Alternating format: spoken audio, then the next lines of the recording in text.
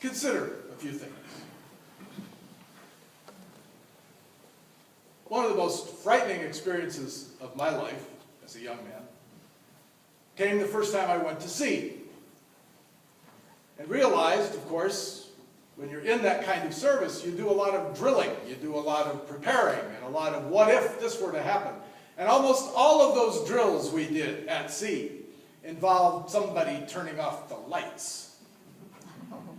Because you see, there's nothing more frightening than being in the dark, trying to figure out where a switch is, or where a valve is, or whatever else you need in order to survive the casualty you're drilling for.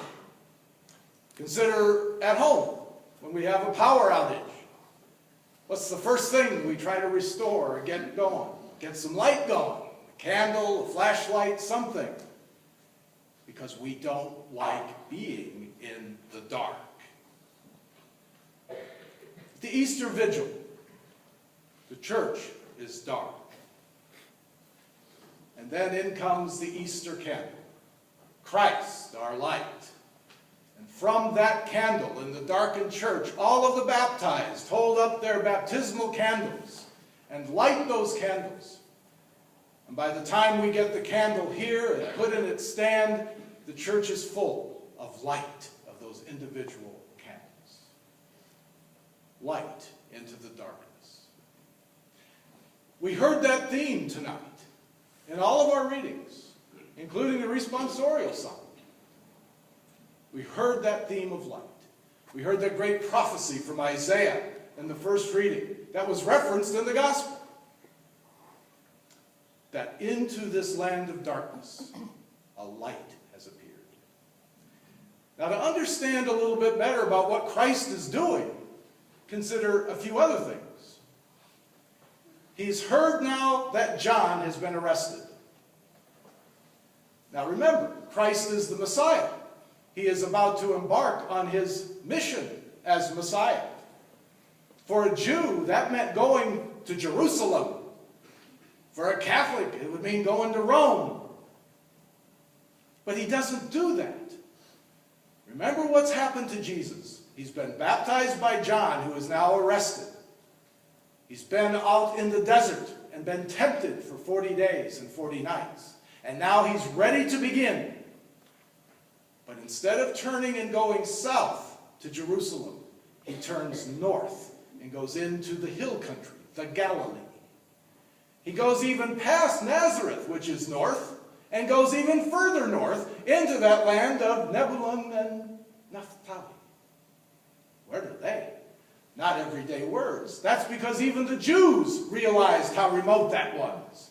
That was at the upper reaches. And when the kingdom of David had been divided into a northern and southern kingdom, it was that northern kingdom that was disintegrated by the Assyrians and everybody else who wanted to pour into that part of the geography. That's why it's called, if you heard that first reading, the land of the Gentiles. And the Jews who still lived there felt abandoned. That they weren't really good Jews anymore. And the people down south said that about them too. Those aren't real Jews living up there. If they were real Jews, they'd move down here. It was a rough area. Capernaum was no beautiful city on the sea. It was a sleazy port town that had a lot of trade going on. Imagine all of those images, if you will. But that's where Christ goes first. That's where he begins his mission. He doesn't go down where all the religious authorities can recognize him. He goes to the worst possible spot to begin his mission as Messiah. As I was thinking about that this past week, I kept thinking, my God, that's exactly what Pope Francis has been hammering home since the day of his election. Take our church to where it's most needed, to where people are in darkness. Bring the light. Bring Christ to them. And that's really the message tonight. In our own lives, where is there darkness? All of us face depressions and anxieties and concerns. Do we let Christ in in celebrating the sacraments, especially the Eucharist, do we let Christ, our light, into that darkness in our lives? But then there's that other part. All of us here have our baptismal candles. We share in that light of Christ ourselves for others.